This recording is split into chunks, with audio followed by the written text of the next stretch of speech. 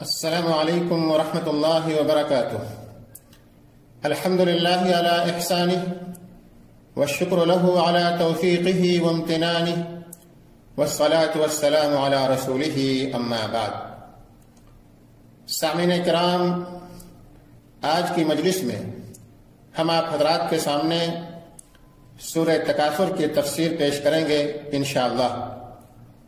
سورہ تکاثر یہ مکی صورت ہے اور اس میں کل 8 آیتیں ہیں۔ اللہ رب العالمین نے ارشاد فرمایا، الہاکم التکاثر، زیادتی کی چاہت نے تمہیں غافل کر دیا، حتی زرتم المقابر، یہاں تک کہ تم قبروں میں جا پہنچے، کلا سوف تعلمون، ہرگز نہیں جلد ہی تم جان لوگے، ثم کلا سوف تعلمون، پھر ہرگز نہیں جلد ہی تم جان لوگے، کلا لو تعلمون علم الیقین، ہرگز نہیں اگر تمہیں یقینی علم کے ساتھ پتہ چل جائے یا اگر تم یقینی علم کے ساتھ جان لو، لترون الجحیم، یقیناً تم جہنم کو دیکھو گے، ثم لترونها عین الیقین، پھر یقیناً تم اسے ضرور یقین کی آنکھ سے دیکھ لو گے، ثم لتسألن یومئذ عن النعیم، پھر اس دن یقیناً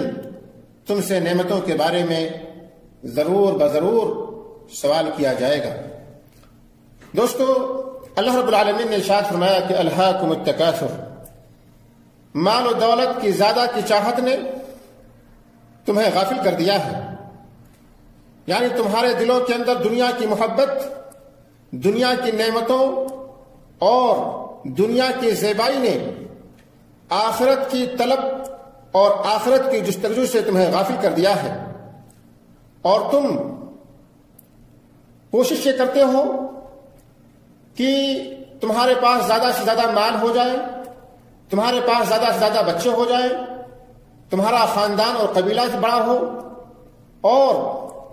اس طرح سے تمہاری خواہشات زیادہ کے پیچھے پڑی رہتی ہیں، اور اس کا نتیجہ یہ ہوتا ہے کہ تم دنیا کے اندر مشغول ہو کر کے آخرت کی طلب اور آخرت کی جستجو سے غافل ہو جاتے ہو۔ دوستو، سچ یہ ہے کہ ایک انسان جب تک اس دنیا کے اندر زندہ رہتا ہے، زیادہ کے پیچھے پڑ کر کے آخرت کو تباہ اور برباد کر لیتا ہے، یہاں تک کہ جب وہ قبر میں پہنچ جاتا ہے تو پھر اس کی آنکھ کھلتی ہے۔ حالانکہ پیارے حبیب محمد رسول اللہ صلی اللہ علیہ وسلم نے ارشاد فرمایا، یقول العبد مالی مالی وانما له من ماله ثلاث، ما اکل فافنى او لبس فابلى او تصدق فاقتنى وما سوى ذلك فهو ذاهب وتاركه للناس۔ اس حدیث کے بعد مسلم رحمۃ اللہ علیہ نے روایت کیا ہے کہ بندہ کہتا ہے میرا مال میرا مال، حالانکہ اس کا مال صرف 3 طرح کا ہے، جو اس نے کھایا اور ہضم کر لیا، یا پہنا اور بوسیدہ کر لیا، یا صدقہ کر کے آگے بھیج دیا۔ اس کے علاوہ جو کچھ بھی ہے وہ خود چل بسنے والا اور اسے لوگوں کے لیے چھوڑنے والا ہے۔ دوستو، پیارے حبیب صلی اللہ علیہ وسلم نے سچ فرمایا کہ جب انسان مر جاتا ہے تو 3 چیزیں میت کے ساتھ جاتی ہیں، جن میں سے 2 واپس آ جاتی ہیں اور 1 اس کے پاس ہی رہتی ہے۔ اس کے ساتھ اس کا اہل، اس کا مال اور اس کا عمل جاتا ہے۔ فَيَرْجِعُ أَهْلُهُ وَمَالُهُ وَيَبْقَى عَمَلُهُ، اہل اور مال واپس آ جاتے ہیں اور عمل صرف اس کے ساتھ رہتا ہے۔ اس لیے دوستو، آج آپ جن چیزوں کے پیچھے پڑ کر کے آپ اپنی آخرت کو تباہ و برباد کر رہے ہیں، یاد رکھیں کہ قیامت کے دن یہ چیزیں کام نہیں آنے والی ہیں۔ نبی اکرم صلی اللہ علیہ وسلم نے صحیح بخاری اور صحیح مسلم کی ایک روایت میں ارشاد فرمایا کہ انسان بوڑھا ہو جاتا ہے مگر اس کی 2 چیزیں، حرص اور امید، جوان رہتی ہیں۔ اس لیے دوستو، ہمیں اور آپ کو چاہیے کہ ہم آخرت کی فکر کریں۔ مال کی کثرت یا زیادہ مال انسان کے پاس ہو یہ معیوب نہیں ہے، لیکن اس مال کے پیچھے پڑ کر کے اپنی آخرت کو تباہ کر لے اور دنیا کے اندر اس قدر مشغول ہو جائے کہ اللہ کو بھی بھول جائے، یہ اس قدر مال کا ہونا یا ایسی صورت میں مال انسان کے لیے نقصان دہ ہے اور مذموم ہے۔ اللہ نے فرمایا کلا سوف تعلمون، ہرگز نہیں، تم عنقریب جان لو گے، یعنی جب تم قبروں کے اندر داخل کر دیے جاؤ گے اس وقت تمہیں اپنی غلطی کا احساس ہوگا کہ تم نے دنیا کے اندر مشغول ہو کر کے آخرت کو بھلا دیا تھا۔ ثم کلا سوف تعلمون، ہرگز نہیں، پھر تمہیں جلد پتہ چل جائے گا، معلوم ہو جائے گا، یعنی تم حقیقت میں یقینی طور پر جان لو گے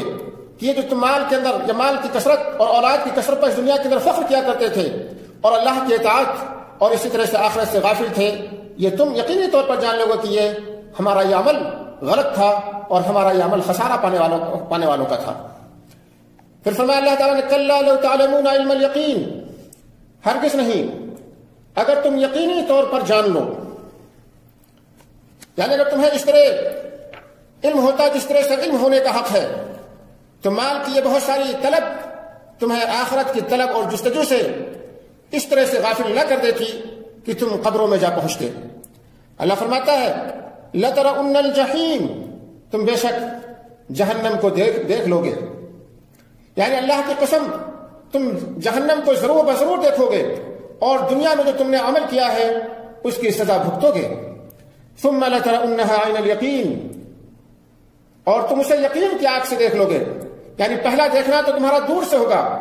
اور یہ جو دوبارہ دیکھو گے جہنم کے اندر دیکھنا قریب سے ہوگا، اسی لیے اس کو عین الیقین کہا گیا ہے، یعنی جس کا مشاہدہ عینی طور پر حاصل ہو۔ پھر اس کے بعد اللہ تعالیٰ نے فرمایا ثم لتسألن یومئذ عن النعیم، اور یقیناً تم اس روز نعمتوں کے بارے میں ضرور پوچھے جاؤ گے، یعنی اللہ رب العالمین نے دنیا کے اندر جو تمہیں نعمتوں سے نوازا ہے، چاہے وہ صحت ہو، چاہے امن ہو، چاہے رزق ہو، یا اسی طرح سے بیوی بچے ہوں، یعنی جو بھی نعمتیں اللہ رب العالمین نے تمہیں اس دنیا کے اندر دی ہیں، ہونا تو یہ چاہیے کہ تم ان نعمتوں کا شکریہ ادا کرو، اور اگر نہیں کرتے ہو تو یاد رکھو کہ قیامت کے دن پوچھا جائے گا کہ کیا تم نے ان نعمتوں کا شکریہ ادا کیا یا نہیں، کیا تم اللہ رب العالمین کی عبادت بجا لاتے رہے یا نہیں۔ دوستو ایک مرتبہ کا واقعہ ہے، حضرت ابو ہریرہ رضی اللہ تعالیٰ عنہ راوی حدیث ہے کہ ایک مرتبہ حضرت ابوبکر اور عمر رضی اللہ تعالیٰ عنہ بھوک لگی، گھر سے باہر نکلے، چنانچہ تھوڑی ہی دیر میں ان دونوں کے پاس پیارے حبیب صلی اللہ علیہ وسلم بھی تشریف لے آئے۔ آپ صلی اللہ علیہ وسلم نے ان دونوں سے پوچھا ما اجلسکما ہاں ہنا، تم دونوں یہاں کیوں بیٹھے ہو؟ انہوں نے جواب دیا اس ذات اقدس کی قسم جس نے آپ کو حق کے ساتھ مبعوث فرمایا ہے، نبی بنا کر کے بھیجا ہے، ہمیں بھوک نے اپنے گھروں سے نکلنے پر مجبور کر دیا ہے۔ تو آپ صلی اللہ علیہ وسلم نے ارشاد فرمایا والذی بعثنی بالحق ما اخرجنی غیرہ، اس ذات اقدس کی قسم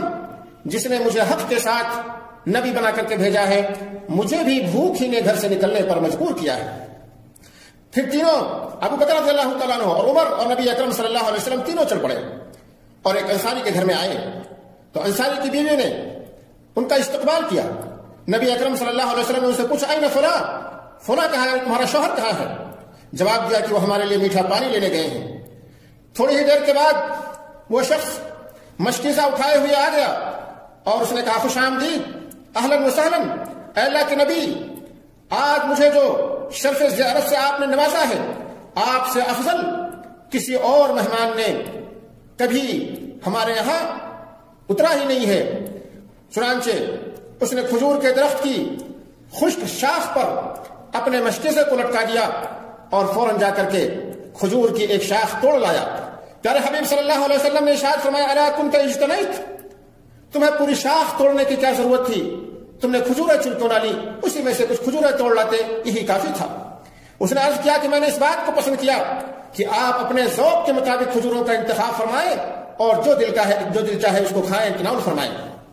پھر اس نے جانور ذبح کرنے کے لیے، بکری ذبح کرنے کے لیے چھری کو پکڑ لیا، تو نبی اکرم صلی اللہ علیہ وسلم نے اس سے فرمایا ایاک والحلوب، دیکھو